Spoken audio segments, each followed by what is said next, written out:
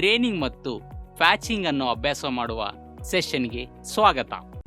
ಈ ಸೆಷನ್ನ ಉದ್ದೇಶಗಳನ್ನು ನೋಡೋಣ. ಈ ಸೆಷನ್ನ ಕೊನೆಯಲ್ಲಿ ನೀವು ಹರಿದಿರುವುದನ್ನು ಮತ್ತು ಹೋಲನ್ನು ಡ್ರೇನ್ ಮಾಡಬಹುದು. ಪ್ಲೇನ್ ಪ್ಯಾಚ್, ಹೆಮ್ಡ್ ಪ್ಯಾಚ್ ಮತ್ತು ಅಲಂಕಾರಿಕ ಪ್ಯಾಚ್ ಅನ್ನು ಸ್ಟಿಚ್ ಮಾಡಬಹುದು. ಡ್ರೇನಿಂಗ್ ಮತ್ತು ಪ್ಯಾಚಿಂಗ್ಗಾಗಿ ಅಗತ್ಯವಿರುವ ಟೂಲ್ಗಳು ಮತ್ತು ಮೆಟೀರಿಯಲ್ಗಳು: ಡ್ರೇನಿಂಗ್ ಸೂಜಿ, ಕೈ ಸೂಜಿ,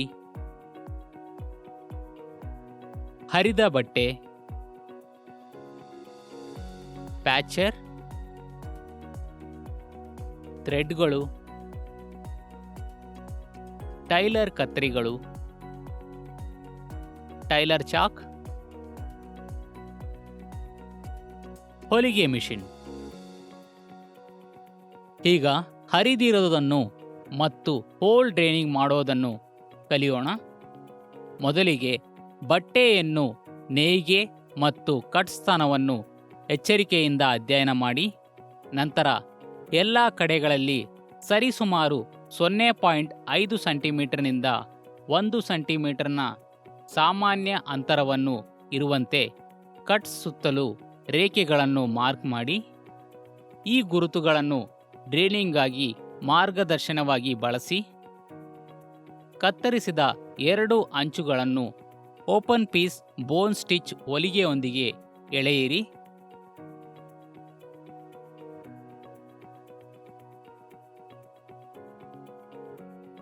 ತಪ್ಪಾದ ಭಾಗದಲ್ಲಿ ಕಟ್ಟಿಂಗ್ಗೆ ರೆಕ್ಟ್ಯಾಂಗಲ್ ಗುರುತುಗಳ ಮೇಲೆ ಡ್ರೇನ್ ಮಾಡಲು ಪ್ರಾರಂಭಿಸಿ.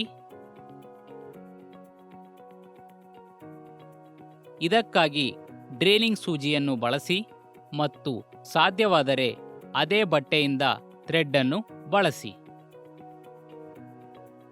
ಹೆಮ್ ಅಥವಾ ಹೆದಿರಿನ ಉಡುಪಿನ ಕೆಳಭಾಗ ಇತ್ಯಾದಿಗಳಿಂದ ಎಳಿಗೆಗಳನ್ನು ಸೆಳೆಯುವುದನ್ನು ಖಚಿತಪಡಿಸಿಕೊಳ್ಳಿ. ಉತ್ತಮ ಫಲಿತಾಂಶಗಳಿಗೆ ನೀವು ವ್ಯಾಪ್ ದಿಕ್ಕಿನಲ್ಲಿ ಡಾನ್ ಮಾಡಿದರೆ ವಾಪ್ ಥ್ರೆಡ್ ಅನ್ನು ಮತ್ತು ನೀವು ನೇಯಿಂಗ್ ದಿಕ್ಕಿನಲ್ಲಿ ಡಾನ್ ಮಾಡಿದರೆ ವೆಫ್ಟ್ ಥ್ರೆಡ್ ಅನ್ನು ಬಳಸಿ. ಬಟ್ಟೆ ನೇಯೋಗೆ ಪ್ರಕಾರ ಡಾನ್ ಅಂದರೆ ಒಂದು ಥ್ರೆಡ್ ಮೇಲಕ್ಕೆ ಮತ್ತು ಒಂದು ಥ್ರೆಡ್ ಕೆಳಗೆ. ಹೊಲಿಗೆಗಳ ಸಾಲಿನ ಕೊನೆಯಲ್ಲಿ ಲೂಪ್ಗಳನ್ನು ಬಿಡಿ. ಶ್ರಿಂಕಿಂಗ್ ಹೊಲಿಗೆಗಳ ಪ್ರತಿ ಪ್ರಯೋಹ ಸಾಲಿನಲ್ಲಿ ಉತ್ತಮವಾದ ಕುಣಿಕೆಗಳನ್ನು ಲೂಪ್ ಒದಗಿಸಿ. ಮುಂದೆ ತ್ರಿಕೋಣ ಕಟ್ನ ಡಾನಿಂಗ್ ಅನ್ನು ಕಲಿಯೋಣ. ತ್ರಿಕೋಣ ಕಟ್ಗಾಗಿ ನೇರ ಕಟ್ಟಂತೆ ಅದೇ ವಿಧಾನವನ್ನು ಅನುಸರಿಸಿ.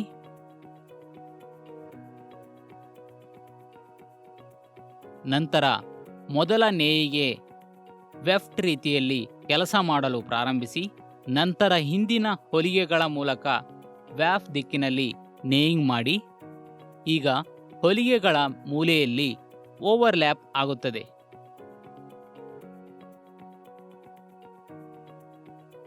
ಮುಂದೆ ಹೋಲ್ ಡ್ಯಾನಿಂಗ್ ಅನ್ನು ಕಲಿಯೋಣ. ರಂಧ್ರವನ್ನು ಡಾನಿಂಗ್ ಮಾಡಲು ಆಯತಾಕಾರದ ಆಕಾರವು ಗೋಚರಿಸುವಂತೆ ಮೊದಲು ರಂಧ್ರದ ಅಂಚುಗಳನ್ನು ಟ್ರಿಮ್ ಮಾಡಿ. ಅಲ್ಲದೆ ರಂಧ್ರದ ಸುತ್ತಲೂ ಹರಿದಿರುವ ಸ್ಥಳಗಳನ್ನು ಟ್ರಿಮ್ ಮಾಡಿ.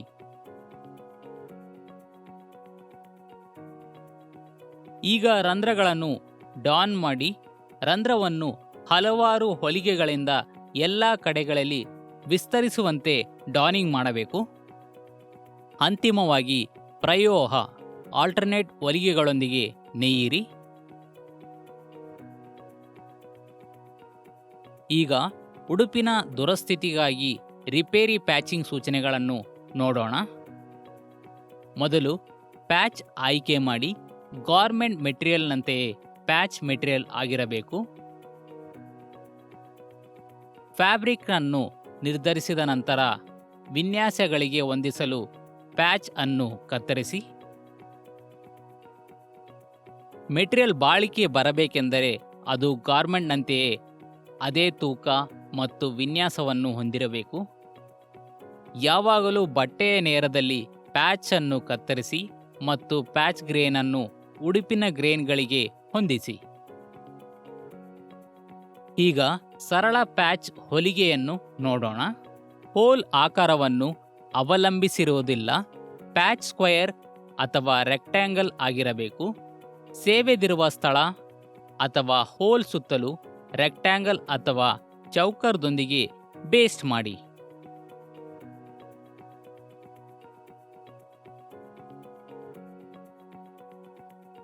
ಬೇಸ್ಟಿಂಗ್ನ ಆಕಾರವನ್ನು ಹೊಂದಿಸಲು ರಂಧ್ರದ ಸುತ್ತಲೂ ಅಂಚುಗಳನ್ನು ಟ್ರಿಮ್ ಮಾಡಿ ಮತ್ತು ಬೇಸ್ಟಿಂಗ್ನಿಂದ ಒಳಗೆ 1 ಸೆಂಟಿಮೀಟರ್ ಅನ್ನು ಬಿಡಿ.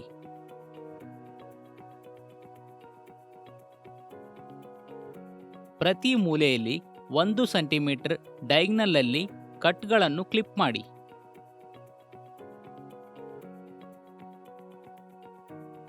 ಗಾರ್ಮೆಂಟ್ನ ತಪ್ಪು ಭಾಗಕ್ಕೆ ಅಂಚುಗಳನ್ನು ಹಿಂದಕ್ಕೆ ಮೂಡಿಸಿ.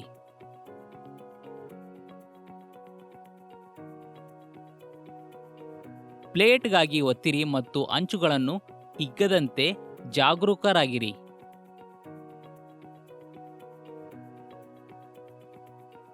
ಪ್ಯಾಚ್ ಫ್ಯಾಬ್ರಿಕ್ ಮೇಲೆ ಕತ್ತರಿಸಿದ ಭಾಗವನ್ನು ಇರಿಸಿ ಮತ್ತು ಔಟ್ಲೈನ್ಗಳನ್ನು ಮಾರ್ಕ್ ಮಾಡಿ.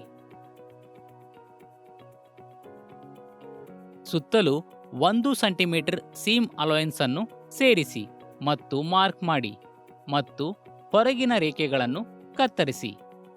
ಒಳಗಿನ ಆಯತಾಕಾರದ ಆಕಾರವನ್ನು ಬೇಸ್ಟ್ ಮಾಡಿ. ಪ್ಯಾಚ್ ಅನ್ನು ಫ್ಯಾಬ್ರಿಕ್ನ ಬಲಬದಿಗಳೊಂದಿಗೆ ಸರಿಯಾದ ಸ್ಥಾನದಲ್ಲಿ ಇರಿಸಿ. ಉಡುಪನ್ನು ಮತ್ತು ಪ್ಯಾಚ್ ಮೇಲೆ ಬೇಸ್ಟಿಂಗ್ ರೇಖೆಗಳನ್ನು ಹೊಂದಿಸುವಂತೆ ರಂಧ್ರವನ್ನು ಮಧ್ಯದಲ್ಲಿ ಇರಿಸಿ. ಈ ಹಿಂದಿನ ಬೇಸ್ಟಿಂಗ್ ಲೈನ್ಗಳಲ್ಲಿ ಬೇಸ್ಟಿಂಗ್ ಹೊಲಿಗೆಗಳೊಂದಿಗೆ ಪ್ಯಾಚ್ ಅನ್ನು ಮೊದಲು ಫಿಕ್ಸ್ ಮಾಡಿ. ನಂತರ ಕೈಯಿಂದ ಅಥವಾ ಮಿಷಿನ್ನಿಂದ ಬೇಸ್ಟಿಂಗ್ ಲೈನ್ ಹತ್ತಿರ ಹೊಲಿಯಿರಿ. ಕ್ಲಿಪ್ ಮಾಡಿದ ಮೂಲೆಗಳನ್ನು ಎಚ್ಚರಿಕೆಯಿಂದ ಟ್ಯಾಕ್ ಮಾಡಲು ಕಾಳಜಿ ವಹಿಸಿ. ಸೀಮ್ ಅಲೋಯನ್ಸ್ ಅನ್ನು ತಯಾರಿರಿ ಮತ್ತು ಮೂಲೆಗಳನ್ನು ಟ್ರಿಮ್ ಮಾಡಿ. ಸೀಮ್ ಅಲೋಯನ್ಸ್ ಅನ್ನು ಓವರ್ ಕಾಸ್ಟಿಂಗ್ನೊಂದಿಗೆ ಫಿನಿಶ್ ಮಾಡಿ ಮತ್ತು ಬೇಸ್ಟಿಂಗ್ ಅನ್ನು ತೆಗೆದುಹಾಕಿ. ಮುಂದೆ ಹೆಮಿಡ್ ಪ್ಯಾಚ್ ಅನ್ನು ಹೊಲಿಯಲು ಕಲಿಯೋಣ. ಹೆಮಿಡ್ ಪ್ಯಾಚ್ಗಾಗಿ ಪ್ಯಾಚ್ ಫಿಕ್ಸಿಂಗ್ ದೊಡ್ಡ ಸೀಮ್ ಅಲೋನ್ಸ್ ಅನ್ನು ಸೇರಿಸಿ. ಅಂದರೆ 1 ಸೆಂಟಿಮೀಟರ್ ಬದಲಾಗಿ 1.5 ಸೆಂಟಿಮೀಟರ್ ಸೇರಿಸಿ. ಪ್ಲೇನ್ ಪ್ಯಾಚ್ ಅನ್ನು ಹೊಲೆಯುವ ಪ್ಯಾಚ್ ಅನ್ನು ಲಗತ್ತಿಸಿ.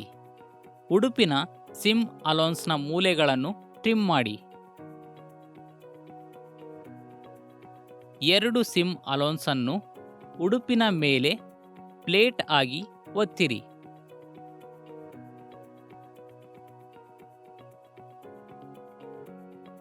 ಪ್ಯಾಚ್ ಸಿಮ್ ಅಲೋನ್ಸ್ ಅನ್ನು 0.5 ಸೆಂಟಿಮೀಟರ್ನಿಂದ ಕೆಳಭಾಗಕ್ಕೆ ತಿರುಗಿಸಿ.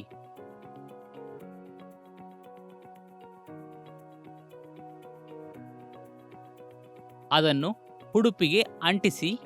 ನಂತರ ಅದನ್ನು ಸ್ಲಿಮ್ ಸ್ಟಿಚಿಂಗ್ನಿಂದ ಹೆಮ್ ಮಾಡಿ. ಅಂತಿಮವಾಗಿ ಬೇಸ್ಟಿಂಗ್ ತೆಗೆದುಹಾಕಿ.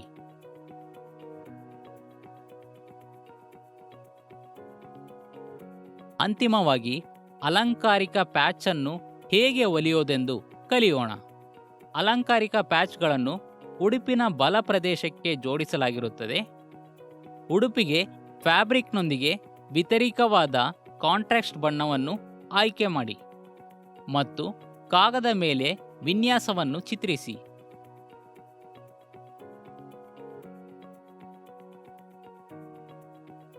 ವಿನ್ಯಾಸದ ಆಕಾರದ ಉಡುಗೆಯಲ್ಲಿ ಹಾನಿಗೊಳ್ಳದ ಭಾಗವನ್ನು ಸರಿಯಾಗಿ ಮುಚ್ಚಬೇಕು. ಪ್ಯಾಚ್ ಅನ್ನು ಕತ್ತರಿಸಲು ಪ್ಯಾಚ್ ಫ್ಯಾಬ್ರಿಕ್ ಮೇಲೆ ಪೇಪರ್ ಅನ್ನು ಪಿನ್ ಮಾಡಿ. ಚಿತ್ರಿಸಿದ ಆಕಾರದಲ್ಲಿ ಕಾಗದ ಮತ್ತು ಫ್ಯಾಬ್ರಿಕ್ ಅನ್ನು ಒಟ್ಟಾಗಿ ಕತ್ತರಿಸಿ. ಸರಿಯಾದ ಸ್ಥಳದಲ್ಲಿ ಪ್ಯಾಚ್ ಅನ್ನು ಬೇಸ್ಟ್ ಮಾಡಿ. ಪ್ಯಾಚ್ ಹೊರ ಹಂಚುಗಳಲ್ಲಿ ರನ್ನಿಂಗ್ ಹೊಲಿಗೆಗಳನ್ನು ಸೆಟ್ ಮಾಡಿ. ರನ್ನಿಂಗ್ ಹೊಲಿಗೆಗಳನ್ನು ಕ್ಲಾಸ್ ಬಟನ್ ಹೋಲ್ ಹೊಲಿಗೆಗಳೊಂದಿಗೆ ಫಿನಿಶ್ ಮಾಡಿ. ಹಾನಿಗೊಳಗಾಗದ ಭಾಗದಲ್ಲಿ ಕೆಳಗಿನಿಂದ ಉಡುಪಿನ ಅಂಚುಗಳನ್ನು ಟ್ರಿಮ್ ಮಾಡಿ. 1 ಸೆಂಟಿಮೀಟರ್ ಸಿಮ್ ಅಲೋನ್ಸ್ ಅನ್ನು ಬಿಡಿ. ಅದನ್ನು ಓವರ್ ಕಾಸ್ಟಿಂಗ್ನೊಂದಿಗೆ ಫಿನಿಶ್ ಮಾಡಿ. ಅಂತಿಮವಾಗಿ ಕುಸಿತ ಒಲೆಗಳೊಂದಿಗೆ ಪ್ಯಾಚ್ ಅನ್ನು ಅಲಂಕರಿಸಿ. ಚರ್ಚಿಸಿದ ಪ್ರಮುಖ ಅಂಶಗಳನ್ನು ಮರುಪರಿಶೀಲಿಸೋಣ. ಫ್ಯಾಬ್ರಿಕ್ ನೇಯಿಂಗ್ ಮತ್ತು ಕತ್ತರಿಸಿದ ಸ್ಥಾನವನ್ನು ಡ್ರೇನಿಂಗ್ ಮಾಡುವ ಮೊದಲು ಎಚ್ಚರಿಕೆಯಿಂದ ಅಧ್ಯಯನ ಮಾಡಿ. ನೀವು ವ್ಯಾಪ್ ದಿಕ್ಕಿನಲ್ಲಿ ಡಾನ್ ಮಾಡಿದರೆ ವಾಪ್ ಥ್ರೆಡ್ ಅನ್ನು ಮತ್ತು ನೀವು ನೇಯಿಂಗ್ ದಿಕ್ಕಿನಲ್ಲಿ ಡಾನ್ ಮಾಡಿದರೆ ವೆಟ್ ಥ್ರೆಡ್ ಅನ್ನು ಬಳಸಿ. ಗಾರ್ಮೆಂಟ್ ಮೆಟೀರಿಯಲ್ನಂತೆ ಪ್ಯಾಚ್ ಮೆಟೀರಿಯಲ್ ಆಗಿರಬೇಕು. ರಂಧ್ರದ ಆಕಾರದಿಂದ ಸ್ವತಂತ್ರವಾಗಿ ಪ್ಯಾಚ್ ಚೌಕ್ ಅಥವಾ ಅಯಂತ್ರಾಕಾರದಾಗಿರಬೇಕು. ಇದು ನಮ್ಮನ್ನು ಸೆಷನ್ನ ಅಂತ್ಯಕ್ಕೆ ತರುತ್ತದೆ. ಡ್ರೇನಿಂಗ್ ಮತ್ತು ಪ್ಯಾಚ್ ಅನ್ನು ಅಭ್ಯಾಸ ಮಾಡುವ ಬಗ್ಗೆ ನೀವು ಉತ್ತಮ ತಿಳುವಳಿಕೆಯನ್ನು ಪಡೆದಿದ್ದೀರಾ ಎಂದು ಭಾವಿಸುತ್ತೇವೆ. ಮುಂದಿನ ಸೆಷನ್ನಲ್ಲಿ ನಿಮ್ಮನ್ನು ಭೇಟಿ ಮಾಡುತ್ತೇವೆ.